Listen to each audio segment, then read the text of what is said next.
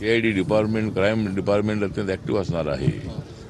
पण या प्रकरणामध्ये काय एवढा वेळ होतोय सांगता येत नाही आहे. म्हणजे एकतर एवढा वेळ व्हायला नको आहे.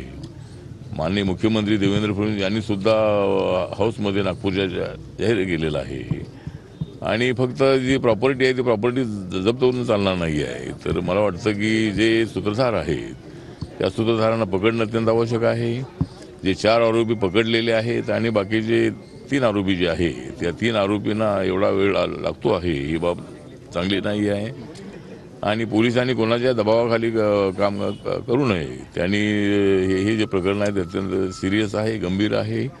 ताबडतोब आरोपींना पकडलं पाहिजे. आणि अशोक सोनवणे हा जो या सोलार कंपनीमधला जो वॉचमॅन होता तो आमचा त्या शेड्यूल कास्टचा आहे, बौद्ध समाजाचा आहे. त्याला जे मारहाण झालेली आहे त्याच्यामध्ये अट्रॉसिटी लावणं अत्यंत आवश्यक आहे. त्यावेळेला अट्रॉसिटी लावली असती आणि त्या आरोपींना पकडलं असतं तर कदाचित ही घटना घडू शकली नसती. त्यामुळं जे केजचं पोलीस आहे किंवा बीडचे जे पोलीस आहे त्यांच्यावरती लोकांचा संशय आहे.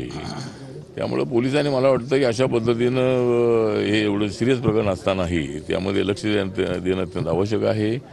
आता अधिकाऱ्यांच्या SP ची बदली झालेली आहे, नवीन SP आलेले आहेत. त्यांनी या प्रकरणामध्ये लक्ष घालावं आणि मी त्यांच्याशी बोलणार आहे आणि माननीय मुख्यमंत्री यांच्याशी मी बोलणार आहे. तर या प्रकरणाला लवकरात लवकर या कुटुंबियाला न्याय मिळाला पाहिजे. मी त्यांची आई आहे, त्यांच्या पत्नी आहे, त्यांचा बंधू आहे, त्यांच्या कुटुंबाची भेट मी घेतलेली आहे.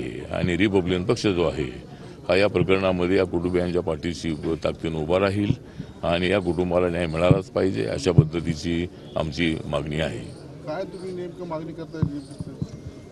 काय मागणी असणार आहे? तुम्ही केंद्राकडे वगैरे काही चौकशी? नाही, मागणी जी आहे आता एकतर आता विषय तसा राज्याचाच आहे. पण तरी जर केंद्राकडे असा विषय असतो की ज्या वेळेला राज्य सरकारला किंवा पोलिसांना काही एखादी गोष्ट किंवा काय त्यामध्ये त्यांचा अंदाज येत नाही त्यावेळेला इन्क्वायरी CBIकडे जात असते. पण आता CBIची इन्क्वायरीचा जो विषय आहे तो राज्य सरकारने ती शिफारस करावी लागते.